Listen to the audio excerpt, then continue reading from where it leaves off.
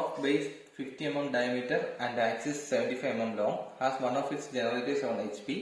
A plane containing that generator and the axis is perpendicular to HP and is inclined at 60 degree to VP. Draw the projections of the cone when the base is nearer to VP than the apex. Okay, that's the question. വേറെ ക്വസ്റ്റ്യനിലേക്ക് തന്നെ പോകാം. Okay, first കോണാണ്. ശ്രദ്ധിക്കേണ്ട കാര്യം, കോണിന്റെ dimensions വന്നിട്ടുണ്ട്. Resting on generators on HP. HPയുടെ കോണിന്റെ ജനറേറ്റർ HPയിൽ റെസ്റ്റ് ചെയ്യുന്നു. ഓക്കെ, നമുക്ക് ആദ്യം എക്സൈലെ വെച്ച് സ്റ്റാർട്ട് ചെയ്യാം. കോണിന്റെ ബേസ് ഫിഗർ നമുക്കറിയാം, ആകെ ഒരു ബേസ് ഫിഗർ ഉള്ളൂ കോണിന്. കോണായാലും സിലിണ്ടർ ആയാലും ബേസ് ഫിഗറിന് വ്യത്യാസങ്ങളൊന്നുമില്ല. ഓക്കെ, അപ്പൊ നമുക്ക് ബേസ് ഫിഗർ ആദ്യം വരയ്ക്കാം. എന്നിട്ട് നേരെ ജനറേറ്ററിൽ റെസ്റ്റ് ചെയ്യിപ്പിക്കാം. എക്സൈലെ വരച്ചു. ബേസ് ഫിഗർ അറിയാൻ വേണ്ടി ടോപ്പ് വരയ്ക്കാൻ. കോണിന്റെ ഡയമീറ്റർ 50 mm ആണ്. അതായത് റേഡിയസ് 25 mm എടുക്കുക, സർക്കിൾ വരയ്ക്കുക.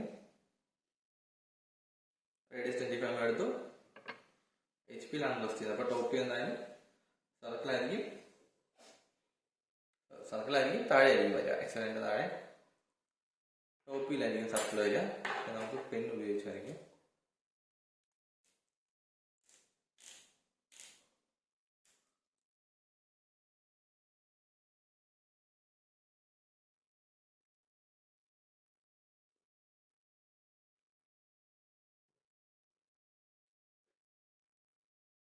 ടോപ്പിൽ സർക്കിൾ വരച്ചു.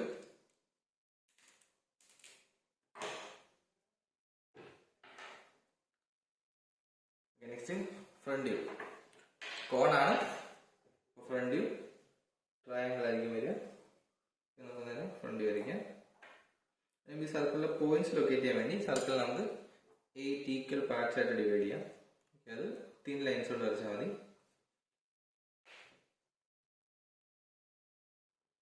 ആക്ച്വലി ആംഗിൾ എടുത്തൊക്കെ ഡിവൈഡ് ചെയ്ത് കറക്റ്റ് 8 ആയിട്ട് കിട്ടും. നമ്മളിപ്പോൾ എളുപ്പത്തിന് വേണ്ടി ഇങ്ങനെ ചെയ്യുന്നതാണ്. ഈ ആംഗിൾ ഡിവൈഡ് ചെയ്താൽ കറക്റ്റ് 8 പോയിന്റ്സ് കിട്ടും. ഓക്കെ, നമുക്ക് ഈ പോയിന്റ്സ് എല്ലാം മുകളിലേക്ക് പ്രൊജക്ട് ചെയ്യാം.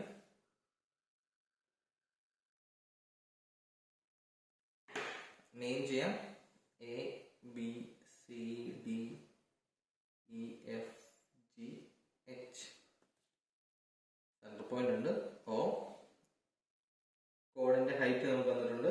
കോണിന്റെ ഹൈറ്റ് 75 mm ആണ്. ഓക്കെ, ഇപ്പോൾ ക്വസ്റ്റ്യൻ പേപ്പറിൽ വന്ന ഹൈറ്റ് അല്ല ഒത്തിരി കൂടുതലായിരുന്നു. അപ്പം കുറച്ച് സ്പേസ് അഡ്ജസ്റ്റ്മെന്റ് വേണം വരയ്ക്കണമെങ്കിൽ. അത് ശ്രദ്ധിക്കേണ്ടി വരും. 75 mm എന്ന് പറയുമ്പോൾ 75 mm ഹൈറ്റ് വരച്ചു. ബേസിലേക്ക് ജോയിൻ ചെയ്യാം. ഈ 2 ലൈൻസ് മാത്രം തിക്കായിട്ട് വരച്ചാൽ മതി. ബാക്കി തിക്കായിട്ട് വരയ്ക്കാൻ മതി. നമ്മൾ ആക്ച്വലി ലൈൻസ് ഇല്ലാത്തതുകൊണ്ടാണ് അത് തിന്നായിട്ട് വരച്ച് പോകുന്നത്.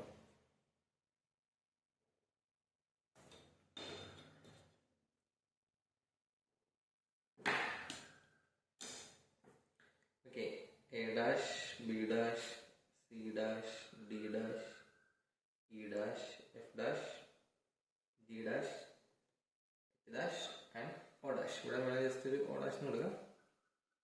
ഓക്കെ, ഇതാണ് ഫസ്റ്റ് ബേസ് ഫിഗർ. സെക്കൻഡ് പറഞ്ഞിരിക്കുന്നത് ജനറേറ്റർ ഓൺ HP.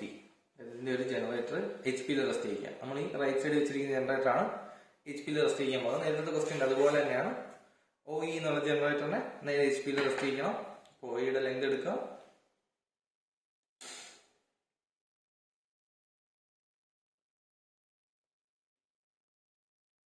OE-യുടെ ലെങ്ത് എടുത്തു. നേരെ ജനറേറ്റർ റെസ്റ്റ് ചെയ്യുന്നതിന് മാക്സിമം അടുത്ത് തന്നെ വരയ്ക്കുക. അപ്പോൾ സ്പേസിന്റെ ഒരു പ്രശ്നം വരാതിരിക്കാനാണ് മാക്സിമം അടുത്ത് വരയ്ക്കുന്നത്.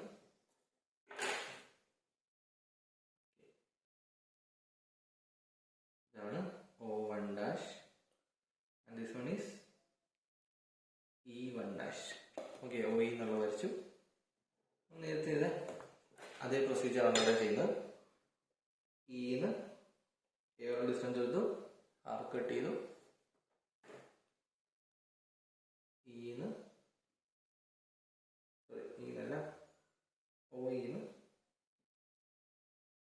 എയർ ഡിസ്റ്റൻസ് എടുക്കാം.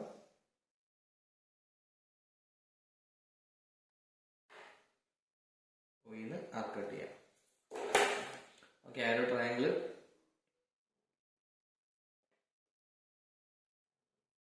Triangle complete. Next intermediate points and locate here. E ഉണ്ട് നമ്മുടെ, അപ്പോൾ E എന്നുള്ള ഡിസ്റ്റൻസ് എടുക്കാം.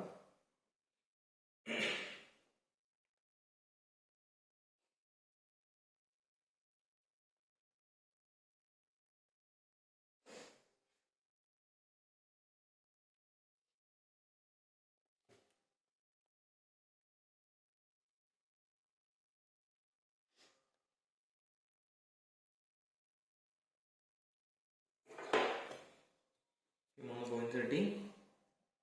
This one is D1 dash F1 dash C1 dash G1 dash B1 dash H1 dash and finally A1 dash. Okay, points എല്ലാം നമ്മൾ തിരി lines ഉപയോഗിച്ച് join ചെയ്തു. ഇവിടെ ആക്സിസോ അല്ലെങ്കിൽ ഒരു ലൈനോ കാണിക്കാം. നമുക്ക് ആക്സിസ് വരയ്ക്കാം. ഇത് ആക്സിസ് ആണ്, നമ്മൾ ആക്സിസ് വരയ്ക്കുന്നു.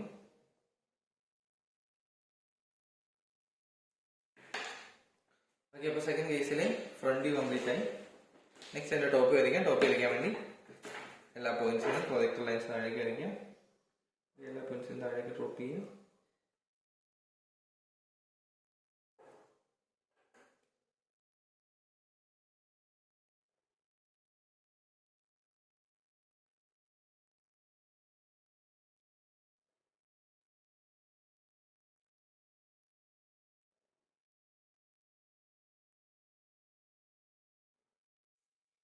ഇവിടെ നിന്ന് എല്ലാ പോയിന്റ്സും റൈറ്റിലേക്ക് എക്സ്റ്റെൻഡ് ചെയ്യാം.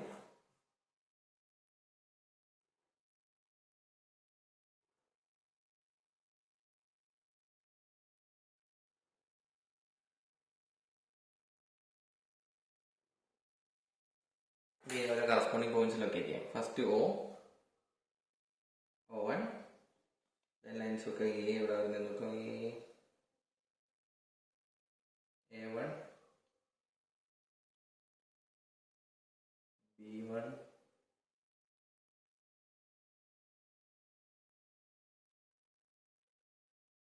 C1 D1 E1 F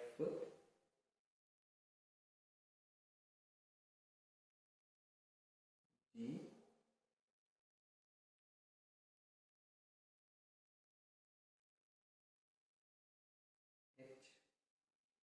okay, ഇങ്ങനെ പോയിന്റ്സ് എല്ലാം കിട്ടി. ഇവിടുത്തെ പോയി നമുക്ക് ലൊക്കേറ്റ് ചെയ്യാം. ഇതാണ് ഇവിടുത്തെ സെൻറ്റർ O1. ഓക്കെ, നമുക്ക് ഫിഗർ കംപ്ലീറ്റ് ചെയ്യാം. നമുക്ക് കർവായിട്ട് വേണം വരയ്ക്കാൻ. കർവായിട്ട് വരയ്ക്കുമ്പോൾ ഫ്രഞ്ച് നമുക്ക് യൂസ് ചെയ്ത് വരയ്ക്കാൻ കുറച്ചുകൂടെ കറക്റ്റായിട്ട് വരയ്ക്കാം. നമുക്ക് ശ്രദ്ധിച്ച് ഹാൻഡ് യൂസ് ചെയ്ത് തന്നെ വരയ്ക്കാം. ഒരു കർവായിട്ട് വരയ്ക്കുക.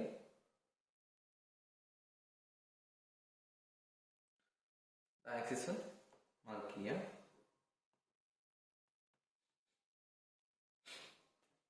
ഓക്കെ, അപ്പം ബേസ് ഫിഗർ വരച്ചു, HP കണ്ടീഷൻ വരച്ചു. നെക്സ്റ്റ് VP കണ്ടീഷൻ എന്താ നോക്കാം. VP കണ്ടീഷനിൽ പറഞ്ഞിരിക്കുന്നത് a plane containing generator and axis is perpendicular to HP and is inclined at 60 degree to VP. Okay, 5 തന്നിട്ടുണ്ട്, 60 ഡിഗ്രി 5 തന്നിട്ടുണ്ട്. projections when the base is nearer to VP than the apex. Okay, അപ്പോൾ apex ഡിസ്റ്റൻസിൽ പോകണം. Base ആണ് അടുത്ത് നിൽക്കേണ്ടത്. Apex ദൂരേക്ക്, VP ദൂരേക്ക് എന്ന് പറയുമ്പോൾ ഈ സൈഡിലേക്ക് വേണം അപ്പെക്സ് പോകാൻ. ഈ രീതിയിൽ വേണം ഫിഗർ വരയ്ക്കാം. അപ്പെക്സ് ഇവിടെ വരണം, ബേസ് VPക്ക് അടുത്ത് വരണം. പറഞ്ഞിരിക്കുന്നത് 60 ഡിഗ്രിയാണ്. ഓക്കെ, ഫസ്റ്റ് നമ്മൾ നേരത്തെ ഇതിൻ്റെ അകത്ത് ബീറ്റ കാൽക്കുലേറ്റ് ചെയ്യേണ്ടി വരും. കാരണം ഇവിടെ ആക്സിസിന്റെ ലെങ്ത് റെഡ്യൂസ്ഡ് ആയിട്ടുണ്ട്. ഡെഫിനറ്റ്ലി ഇവിടെ എന്തായാലും ഒറിജിനൽ ലെങ്ത് എന്ന് പറഞ്ഞാൽ ഇതായിരുന്നു. ആക്സിസിന്റെ ലെങ്ത് 75 ആയിരുന്നു. അത്ര എന്തായാലും ഇവിടെ കാണത്തില്ല. ഓക്കെ, റെഡ്യൂസ് ആയിട്ടുണ്ട്. അപ്പൊ നമുക്ക് ബീറ്റ കാൽക്കുലേറ്റ് ചെയ്യേണ്ടി വരും. ശ്രദ്ധിക്കുക, അപ്പെക്സ് ഡിസ്റ്റൻസിലാണ്, അതായത് ബേസ് ആണ് അടുത്തെന്നാണ് പറഞ്ഞിരിക്കുന്നത്. അപ്പം തൊട്ടടുത്ത് ഇവിടുന്ന് ഒരു പോയിന്റിൽ നിന്ന് തന്നെ നമുക്ക് സ്റ്റാർട്ട് ചെയ്യാം. ഞാൻ ഒരു പോയിന്റിൽ നിന്ന് സ്റ്റാർട്ട് ചെയ്യുകയാണെങ്കിൽ ഫസ്റ്റ് നമ്മൾ ചെയ്യേണ്ടത് 30 ഡിഗ്രി വരയ്ക്കാം. 5 തന്നിട്ടുണ്ട്, 30 ഡിഗ്രിയാണ്. ആദ്യം 5 മാർക്ക് ചെയ്യണം. 30 ഡിഗ്രി ലൈൻ വരയ്ക്കാം. അതിൽ 30 ഡിഗ്രി അല്ല, ക്വസ്റ്റ്യനിൽ 60 ഡിഗ്രിയാണ് തന്നിരിക്കുന്നത്. സോറി, 60 ഡിഗ്രിയാണ് ക്വസ്റ്റ്യനിൽ തന്നിരിക്കുന്നത്. 60 ഡിഗ്രി ലൈൻ വരയ്ക്കണം.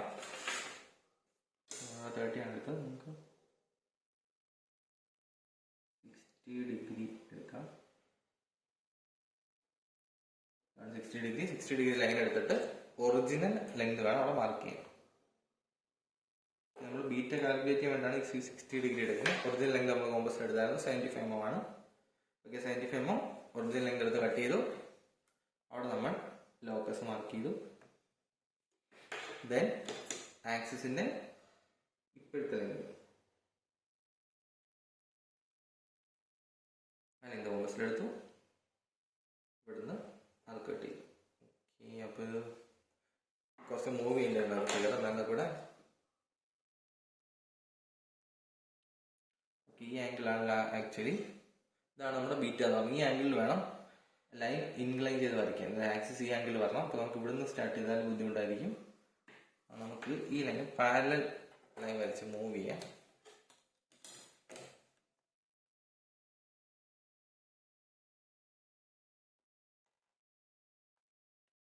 ഫിക്സ് ചെയ്യാം. ഇവിടെ നേരെ പാരലൽ വരയ്ക്കുക. നമുക്കൊരു 75 mm വേണം. 2 കിട്ടിയാൽ ഇവിടുന്ന് 75 ആണില്ല, 75 കുറവായിരിക്കും. 70 mm മതി. ഇവിടുന്ന് സ്റ്റാർട്ട് ചെയ്താൽ ജസ്റ്റ് ഒരു ചെറിയ കാൽക്കുലേഷൻ ഉണ്ടെങ്കിൽ കറക്റ്റ് ഈ ഒരു പേജിൽ ഇൻക്ലൂഡ് ചെയ്യാൻ പറ്റത്തുള്ളൂ. നമുക്ക് ഈ ഒരു പോയിന്റ് നമുക്ക് വരച്ച് നോക്കാം. നമുക്ക് ഈ ഒരു ഫിഗറിൽ കിട്ടുമോ എന്നുള്ളത് നോക്കാം.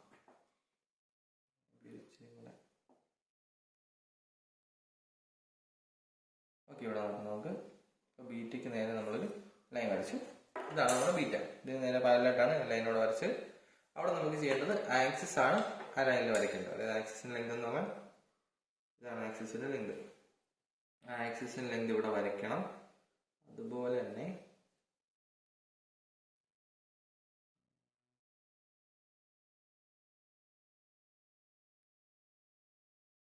മാക്സിമം താഴെയിറങ്ങാൻ പറ്റുന്നിടം വരെ നമ്മൾ ഇറക്കി നോക്കാം. ഇതാണ് നമ്മളെടുത്ത പോയിന്റ്.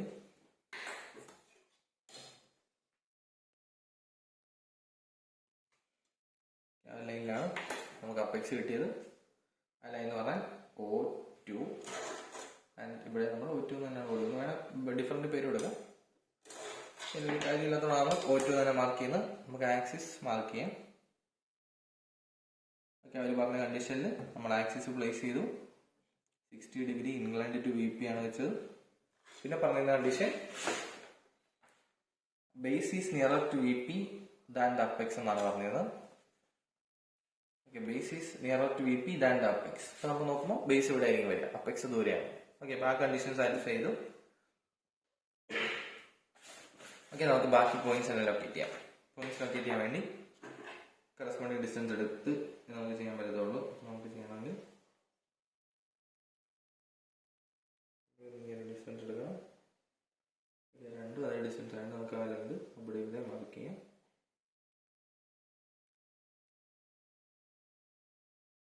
ഇവിടെ മാർക്ക് ചെയ്തു. നെക്സ്റ്റ് ഈ ലെങ്ത് അതിൽ നമുക്ക് രണ്ട് സൈഡിൽ മാർക്ക് ചെയ്യാം.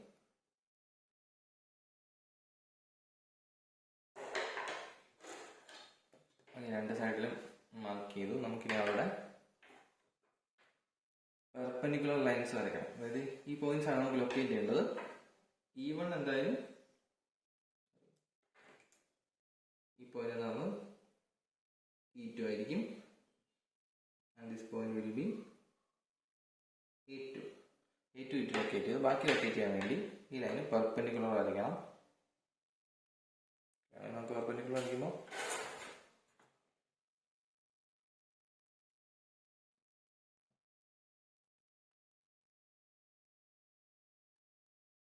ഏകദേശം പെർപെൻഡിക്കുലർ ആണ്.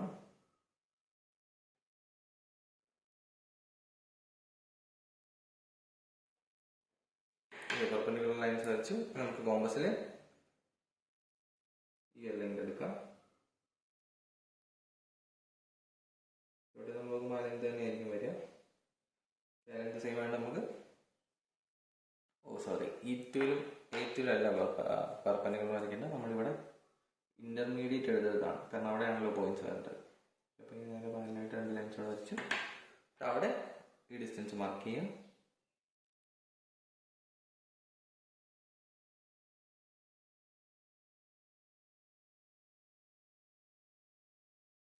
ഓക്കെ, 4 പോയിന്റ്സ് കിട്ടി. ഏറ്റവും അടുത്തുള്ള 2 പോയിന്റ്സ് എന്ന് പറയാൻ B2 H2 D2 F2.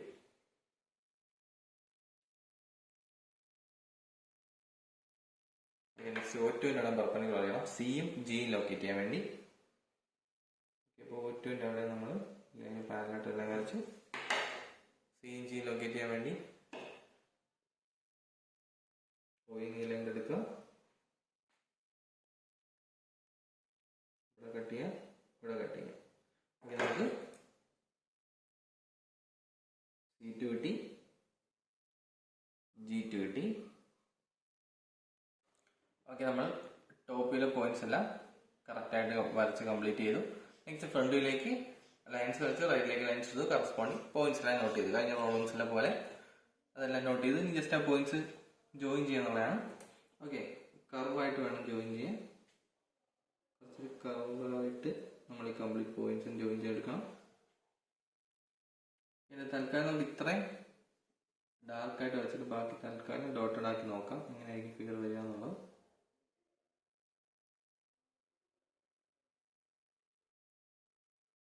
ഏകദേശം ഇതുപോലെയാണ് ഫിഗർ. ഇവിടെ നോക്കുമ്പോൾ നമ്മൾ ഈ സൈഡിൽ നിന്നാണ് നോക്കുന്നത്. നമുക്കറിയാം എന്തായാലും ബേസ് വിസിബിൾ ആയിരിക്കത്തില്ല, അതുകൊണ്ടാണ് നമ്മൾ ഡോട്ടഡ് ആക്കിയത്. ഓക്കെ, O ഇവിടെ ഉണ്ട്, ആക്സിസ് ഒന്ന് മാർക്ക് ചെയ്യുക. ഇനി ജസ്റ്റ് ഇവിടെ നിന്ന് ടാൻജന്റ് വരയ്ക്കുക, ടാൻജന്റ് വരയ്ക്കുക. ഇവിടെ നിന്നും ടാൻജന്റ് വരയ്ക്കുക. ബാക്കി പോർഷൻ എല്ലാം ഡാർക്ക് ആക്കുക.